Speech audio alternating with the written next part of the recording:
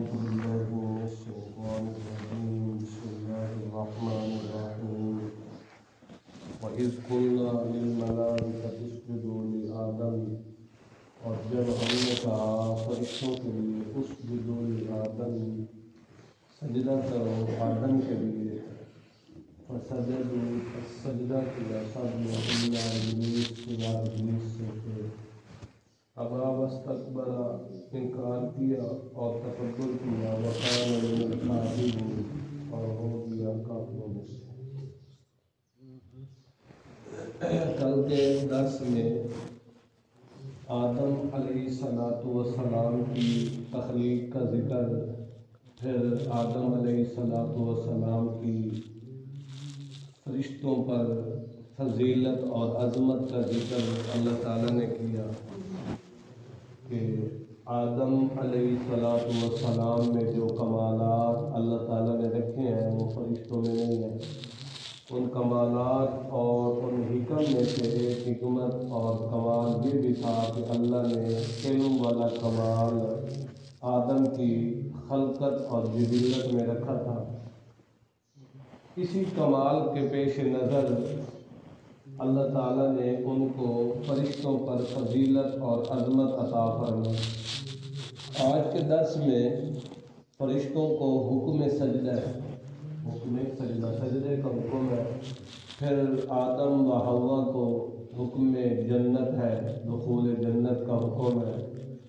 پھر شیطان کا اغوا ہے، آج کے درس میں شیطان نے ان کو اغوا کیسے کیا، پھر آگے آدم کی توبہ کیسے قبول ہوئی وغیرہ وغیرہ۔ تو جب اللہ تعالیٰ نے فرشتوں پر آدم علیہ السلام کا عزت و عظمت اجاگر کی تو فرشتوں کو بطور تعظیماً اور ان کے عجز و نیاز کو آدم علیہ السلام کے سامنے ظاہر و باہر کرنے کے لیے اللہ تعالیٰ نے حکم دیا کہ آدم کے لیے سجدہ کرو۔ کیا کرو؟ آدم کے لیے سجدہ کرو۔ تو تمام کے تمام فرشتے سجدے میں جھک گئے، مگر ابلیس جو تھا وہ کیا کیا؟ اکڑ شیطان، اس نے انکار کیا اور تکبر کیا اور ہو گیا کدھر سے؟ کافروں میں سے۔ دیکھو اللہ تعالیٰ کا جو بھی حکم ملے اس کی بندے کو بجا آوری کرنی چاہیے۔ عابد اور غلام بندے کا یہی کام ہے کہ مالک اور مولا اور آقا اور بادشاہ کی طرف سے جو بھی آرڈر ملے، چاہے وہ ہمارے نفس کے مطابق ہو یا خلاف ہو، ہمیں کر گزرنا چاہیے۔ اس میں کسی قسم کی ذرہ برابر تعویل نہیں کرنی چاہیے، کیونکہ اسی میں خیر ہوتی ہے۔ دیکھ لو نا کہ اگر والدین اولاد کو کسی کام سے روکتے ہیں کہ بیٹا یہ نہ کر، وہ نہ کر، اس طرح کر، تو کیوں روکتے ہیں؟ کیونکہ والدین کو پتہ ہوتا ہے کہ یہ کام کریں گے تو ان میں یہ چیزیں پیدا ہو جائیں گی، یہ کام نہ کریں گے تو ان میں یہ چیزیں نہ پیدا ہوں گی۔ ان کو کیا ہوتا ہے؟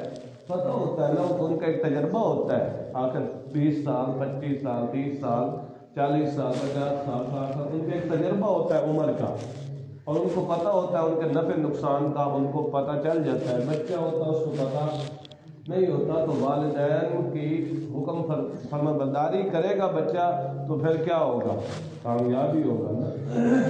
اسی طرح انسان جو ہے نا، بلا مثال و تشبیہ، انسان جو ہے ان کو اصل حقیقت کا پتہ نہیں ہے۔ رب تعالیٰ نے جو حکم دیا ہے بس کرتے جائیں، آگے سے کوئی تعویل کرنے کی ضرورت نہیں ہے۔ شیطان نے آگے سے تعویل کی تھی، کیا کیا تھا؟ ایک بادشاہ تھا، مزید اللہ تعالیٰ کے احکام کے اوپر روشنی ڈالتے ہوئے کہ اللہ تعالیٰ کا حکم ماننا چاہیے، کوئی بھی ملے۔ بات تفصیل لمبی کا وقت نہیں ہے کہ حضرت ابراہیم علیہ السلام کو اگر بیٹے کی گردن پر چھری رکھنے کا حکم بھی مل جائے تو تب بھی کیا کرنا چاہیے؟ کر گزرنا چاہیے، چاہے موسیٰ کی امی اس کو حکم ملے کہ اپنے اس بچے کو بند صندوق میں کر کے اور دریا کے حوالے کر دے، ظاہری اسباب نہ ہوں مگر حکم کس کا ملا ہے؟ اللہ تعالیٰ کا حکم ملا ہے۔ تو بندے کو جو بھی اللہ تعالیٰ کا حکم ملے کر گزرے۔ ایک اور مثال سمجھ لو کہ ایک بادشاہ نے اپنے تمام مریدوں کو، اپنے تمام رعایا کو جو اس کے ماتحت کام کرتے تھے، غلام، ملازمین، ان کو سب کو بلایا اور ان کو کہا کہ یہ ایک موتی ہے، یہ توڑ کے لاؤ۔ یہ کیا کرو؟ توڑ کے لاؤ۔ چنانچہ سب کے سب جتنے بھی وہ ملازمین، کرندے، کام کرنے والے تھے، انہوں نے جلدی سے گئے، وہ جتنے بھی موتی تھا انہوں نے توڑ کے بادشاہ کی خدمت میں پیش کر دیا۔ ایک تھا ان میں، اس نے اس موتی کو نہیں توڑا، اس نے اس موتی کو نہیں توڑا۔ تو انہوں نے کہا آپ نے کیوں نہیں توڑا؟ سوری، بات وہی توڑی۔ سب نے جو ہے نا موتی نہیں توڑے، سب نے موتی نہیں توڑے، ایک نے توڑ دیا۔ ایک نے کیا کیا؟ سب نے کیا کیے؟ نہیں توڑے۔ سب نے بادشاہ کے حکم کی عدولی کی، موتی نہیں توڑے۔ ایک نے کیا کیا؟ توڑ دیا۔ تو بادشاہ نے پوچھا کہ آپ نے موتی نہیں توڑا، آپ نے موتی توڑ دیا ہے، باقیوں نے نہیں توڑا، اس کی کیا وجہ ہے؟ اور دوسروں سے بھی پوچھا، انہوں نے کہا اپنی یہ دلیل دی کہ یہ موتی قیمتی تھا، یہ جواہر موتی قیمتی تھا، اس لیے ہم نے نہیں توڑا۔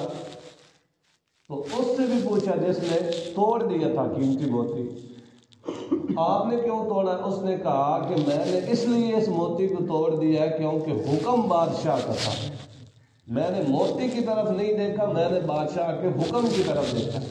آپ نے موتیوں کی طرف دیکھا ہے، بادشاہ کے حکم اور آرڈر کی طرف نہیں دیکھا، اس لیے بادشاہ نے پھر کہا کہ اصل غلام یہ ہے، اصل غلام یہ ہے، اصل فرما برداری کرنے والا یہ ہے، پھر اس کو بڑی عزت و عظمت کے ساتھ نوازا۔ تو مطلب کیا ہے؟ مطلب یہ ہے کہ ہمیں اپنے نفع، نقصان اور ہمیں جو فوائد ظاہری طور پر نظر آ رہے ہوں ان کی طرف ہمیں نہیں دیکھنا چاہیے، بلکہ ان کی طرف دیکھنا چاہیے رب تعالیٰ کے احکام کی طرف کہ اللہ تعالیٰ نے حکم کیا کیا۔ سمجھے یہ بات کی نہیں ہے؟ جب اللہ تعالیٰ کے احکام پر بندے اترتے جائیں گے تو پھر اللہ تعالیٰ ایسا نہیں کہ بندوں پر ظلم کرے۔ اللہ نے اگر ابراہیم علیہ السلام کو بچے کی گردن پر چھری چلانے کا حکم دیا تو پھر ذبح تو نہیں نہ کرایا ہے، کہا کہ یہ اپنی چھری پیچھے لے جائے، عزت و عظمت کے ساتھ نوازا تو صحیح نا۔ اسی طرح موسیٰ کا جو بچہ دریا میں گیا تھا تو پھر دوبارہ لوٹایا کہ نہیں لوٹایا؟ عزت و عظمت کے ساتھ لوٹایا۔ تو اللہ تعالیٰ کے احکام کی پیروی کرنے میں بندے کو ذرہ برابر بھی کمی بیشی نہیں کرنی چاہیے، جیسے رب تعالیٰ کا حکم ملا ہے بس آنکھیں بند کرتے جاؤ۔ شیطان نے کیا کیا؟ تکبر کیا، غرور کیا۔ خیر یہ آگے مکمل اس کی تفصیل ہے کہ قرآن پاک میں جگہ جگہ پہ اللہ تعالیٰ نے اس قصے کو ذکر کیا ہے۔ شیطان نے آدم علیہ السلام سے حسد کیا، تکبر کیا، غرور کیا، کہنے لگا کہ مجھے آپ نے آگ سے پیدا کیا، اس کو مٹی سے پیدا کیا ہے، آگ کا کام کیسے ہے کہ یہ مٹی کو جھک جائے، بلکہ مٹی کا کام کیا ہے؟ آپ کو جھکے۔ آگے سے تعبیر کی، تکبر کیا، رب تعالیٰ کے حکم کا انکار کیا، وَكَانَ مِنَ الْكَافِرِينَ، ادھر سے ہو گیا کافروں میں سے۔ اب اس کا دو معنی ہے، وَكَانَ مِنَ الْكَافِرِينَ، کافروں میں سے ہو گیا یا تھا ہی کافروں میں سے؟ کیا تھا؟ تھا ہی کافروں میں سے۔ پہلے بھی جو عبادت کر رہا تھا بس اپنی خواہشات کی کر رہا تھا، اگر اللہ تعالیٰ کا حکم مان کر اللہ تعالیٰ کی عبادت کر رہا تھا تو یہ بھی تو اللہ تعالیٰ کا کیا تھا؟ حکم تھا، تو اس کی بھی بجاوری کرنی چاہیے تھی۔ اس نے کیا کیا؟ معلوم ہوا کہ وہ تھا ہی کافروں سے۔ یا دوسرا معنی یہ حکم کی انکار کر کے کافر ہو گئے، وَكَانَ مِنَ الْكَافِرِينَ۔ اب ایک چیز یہ بھی سمجھیں کہ یہ سجدہ کون سا تھا، مخلوق کے لیے سجدہ کون سا تھا؟ اس کا جواب یہ ہے کہ یہ شرع من قبلہ پہلی شریعتوں میں سجدہ جائز تھا، سجدہ تعظیم، سجدہ تعظیمی، تعظیم اور عزت عظمت والا سجدہ، نہ کہ سجدہ عبادت۔ سجدہ عبادت کسی شریعت میں بھی جائز نہیں ہوا غیر خدا کے لیے۔ صحابہ کرام کے کہنے پر بھی نبی پاک صلی اللہ علیہ وسلم نے فرمایا کہ سجدہ تعظیم کسی کے لیے نہیں۔ اگر میں سجدہ تعظیم کے لیے حکم دیتا غیر خدا کے لیے تو میں حکم دیتا کہ عورتوں کو کہ وہ اپنے شوہروں کو کیا کریں، سجدہ کریں، مگر سجدہ کسی کے لیے بھی شرع من قبلہ میں سجدہ تعظیمی جائز تھا، جیسا کہ برادران یوسف نے یوسف کے سامنے سجدہ کیا تھا، مگر سجدہ عبادت نہیں تھا۔ اور سجدہ تعظیمی اور سجدہ عبادت دونوں شریعت محمدیہ میں کیا ہے؟ حرام ہے۔ سمجھ آئی بات کی نہیں آئی؟ اس کے اور بھی کافی تفصیل ہے سجدہ تعظیمی کی، اس کا آگے سورہ یوسف میں ذکر کریں گے۔ تو اللہ تعالیٰ نے فرمایا کہ اے آدم تم اور تمہاری بیوی جنت میں رہو، قلنا یا آدم اسکن انت وزوجک الجنہ، تم اور تمہاری بیوی حوا دونوں کدھر رہو؟ جنت میں، اور جنت میں سے جہاں سے چاہو کھاؤ پیو، وکلا منہا رغدن حیث شئتما، جہاں سے چاہو کیا کرو کھاؤ پیو، ولا تقربا ہذہ الشجرہ، وہ جو درخت کھڑا ہے نا اس کے قریب بھی نہیں جانا۔ اگر تم قریب گئے فتکون من الظالمین، تو پھر کیا ہوں گے؟ نافرمانی کرنے والے ہوں گے۔ تو حضرت آدم علیہ السلام و حوا جنت میں رہے، کھاتے پیتے رہے، آخر جو شیطان دشمن بنا تھا آدم و حوا کا اور نسل انسانی کا دشمن بنا تھا، اس نے بھی اپنا کام شروع کر دیا۔ فَأَضَلَّهُمَا الشَّيْطَانُ، شیطان نے کیا کیا؟ ان کو پھسلانا شروع کر دیا، وسوسے ڈالنے شروع کر دیے، ان کو قسمیں کھا کر کہنے لگا کہ یہ جو درخت ہے نا اس کا اگر تم پھل کھا لو تو تم ہمیشہ ہمیشہ جنت میں رہو گے، کبھی تمہیں بھوک نہیں لگے گی، کبھی تمہیں پیاس نہیں لگے گی۔ اور کہنے لگا، یہ بھی ساتھ کہا کہ یہ جو درخت جس سے اللہ تعالیٰ نے منع کیا ہے یہ والا درخت ہے، اس کی جنس اور نوع والے درختوں سے منع نہیں کیا، آپ بے شک ان کا پھل نہ کھائیں، اس کی جنس کے جو پھل ہیں وہ کھائیں۔ مطلب کیا تھا؟ پھسلانا، مطلب کیا تھا؟ پھسلانا، وسوسے ڈالنا۔ کرتے کرتے آدم و حوا نے کیا ہو گئے؟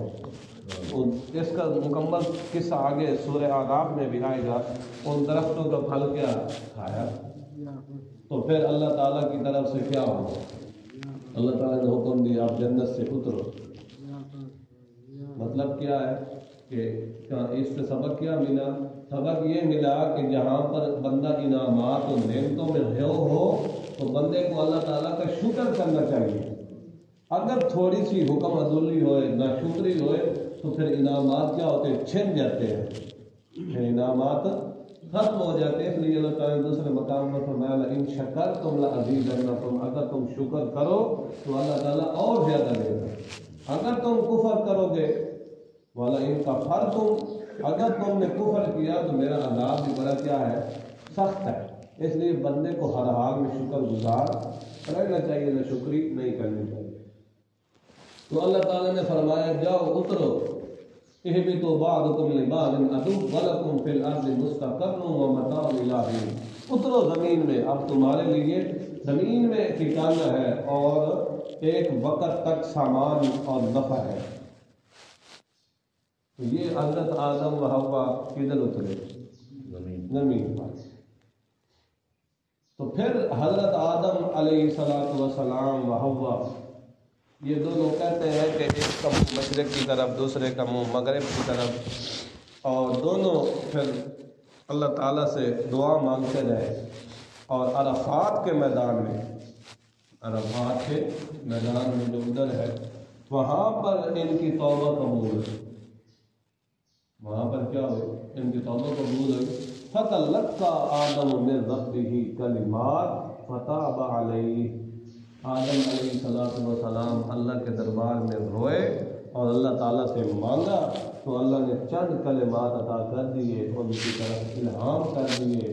وہ دوسرے مقام پر سورہ اعراف میں ربنا ظلمنا انفسنا وَإِن لَّمْ تَغْفِرْ لَنَا وَتَرْحَمْنَا لَنَكُونَنَّ مِنَ الْخَاسِرِينَ۔ اے ربا، ہم نے ظلم کیا اپنی جانوں پر، ہم نے اپنے پاؤں پہ خود کلاڑی ماری ہے، ہم نے خود اپنی جانوں پر ظلم کیا ہے۔ اگر تو نے معاف نہ کیا اور ہم پر رحم نہ کیا تو ہم کدھر سے ہو جائیں گے؟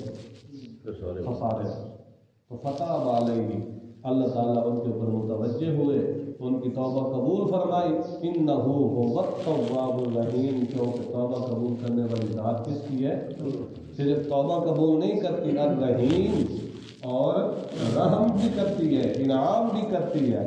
وہ ذات صرف توبہ قبول نہیں کرتی بلکہ کیا کرتی ہے؟ انعام بھی کرتی ہے۔ اس سے ایک سبق یہ ملا کہ گناہ کر کے اللہ تعالیٰ کی نافرمانی کر کے اس کے اوپر ڈٹ جانا یہ شیطان کا کام ہے۔ کیا کرنا؟ ڈٹ جانا اللہ تعالیٰ کے احکام کی نافرمانی کر کے، کفر کر کے، تو ڈٹ جانا یہ کس کا کام ہے؟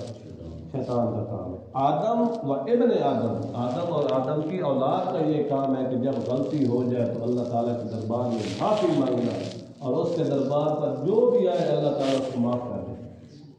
چاہے اس کے دربار پہ جتنا بھی بڑا گناہ گار کیوں نہ آ جائے تو اللہ تعالیٰ اس کو معاف کر دیتے ہیں۔ واشی آ جائے، واشی نبی پاک صلی اللہ علیہ وسلم کا جو چچا حضرت حمزہ رضی اللہ تعالیٰ عنہ سید الشہداء، جو احد کے مقام میں شہید ہوئے تھے، جس کے متعلق نبی پاک صلی اللہ علیہ وسلم نے فرمایا کہ لَإِنْ أَنَا هُوِيتُ لَأَقْتُلَنَّ، اگر میں زندہ رہوں گا تو کافروں کا 70 بندہ گرگج کافر قتل کروں گا۔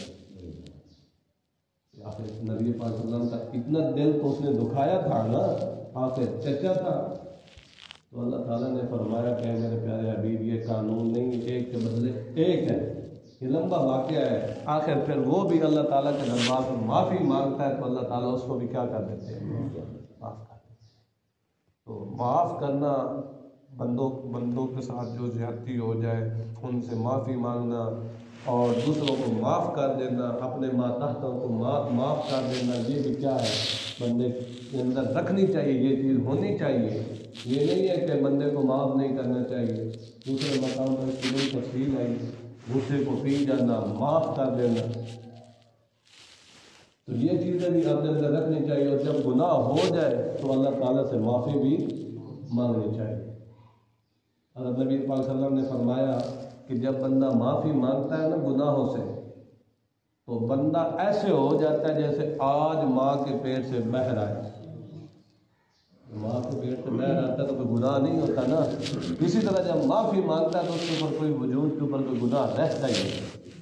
اس وقت ہر وقت استغفار، توبہ، معافی مانگتے رہنا چاہیے۔ نبی پاک صلی اللہ علیہ وسلم کے متعلق آتا ہے، نبی پاک صلی اللہ علیہ وسلم ایک دن میں 100 مرتبہ 70 مرتبہ 100 مرتبہ کیا کرتے تھے؟ توبہ استغفار۔ حالانکہ وہ تو کیا تھے؟ معصوم تھے، پھر بھی کیا کرتے تھے؟ معافی، توبہ، استغفار۔ استغفار کے بڑے فوائد ہیں۔ اس لیے ہر وقت اللہ تعالیٰ سے اپنے گناہوں کی معافی مانگتے رہنا چاہیے۔ اللہ تعالیٰ نے فرمایا کہ اب تم دنیا میں جا رہے ہو، فَإِمَّا يَأْتِيَنَّكُم مِّنِّي هُدًى فَمَن تَبِعَ هُدَايَ فَلَا خَوْفٌ عَلَيْهِمْ وَلَا هُمْ يَحْزَنُونَ۔ تمہارے پاس میری طرف کی ہدایت آئے گی تو جو ہدایت کی پیروی کرے گا اس کے اوپر کوئی خوف نہیں ہوگا، آخرت میں کوئی خوف نہیں ہوگا، وَلَا هُمْ يَحْزَنُونَ، اور اپنے ماضی پر کوئی غم نہیں ہوگا۔ آگے اللہ تعالیٰ نے فرمایا وَالَّذِينَ كَفَرُوا وَكَذَّبُوا بِآيَاتِنَا أُولَٰئِكَ أَصْحَابُ النَّارِ هُمْ فِيهَا خَالِدُونَ۔ جنہوں نے کفر کیا اور تکذیب کی، جھٹلایا انبیاء اور رسول اور کتب کو، تو ان کے لیے نار ہے، کیا ہے؟ جہنم ہے، اصحاب النار، وہ جہنم کے ساتھی ہوں گے، ہم فیہا خالدون، اس میں ہمیشہ رہیں گے۔ سمجھ آئی بات کی یا نہیں آئی؟